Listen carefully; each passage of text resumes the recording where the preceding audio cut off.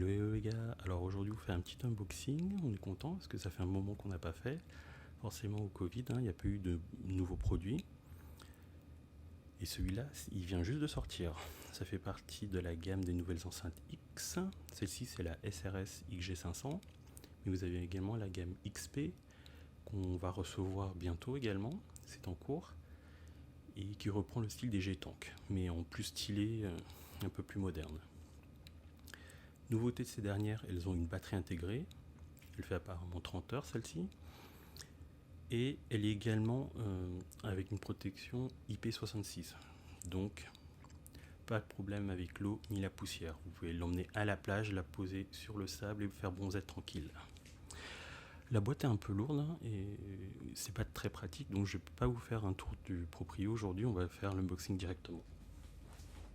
Parce que l'emballage fait pas loin de 8 kg. On va voir ce qu'il y a dedans.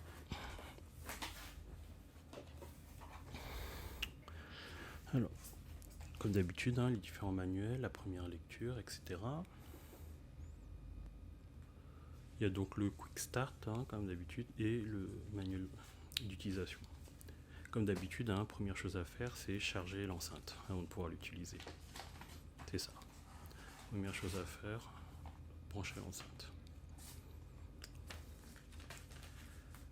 Continuons.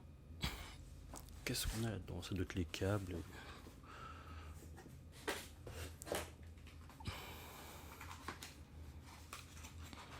Oui, c'est ça. On a donc le câble classique européen, le câble Royaume-Uni.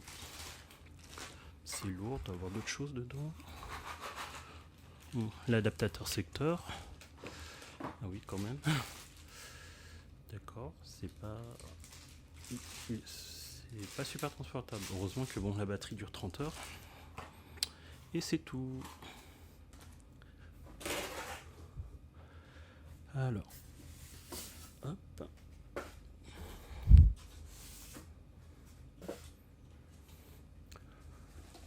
Pratique quand même la poignée, style boombox. Il fait quand même son poids. Hop là.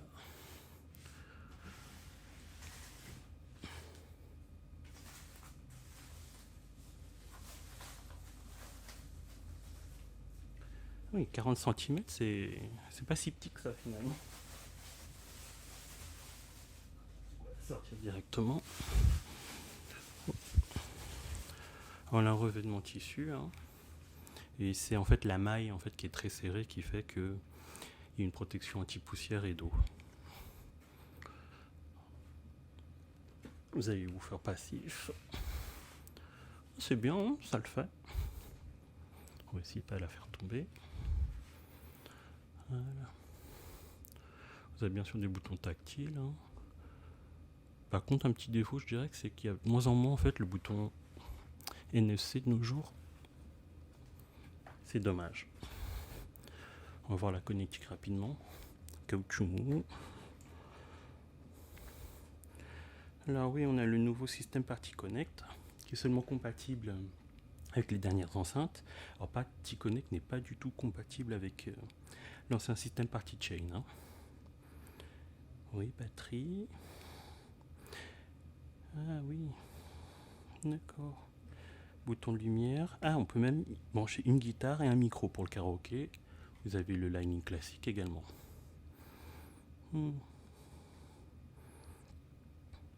Ah, il y a un bouton play charge, donc apparemment on peut mettre une clé USB avec des fichiers. Plutôt cool.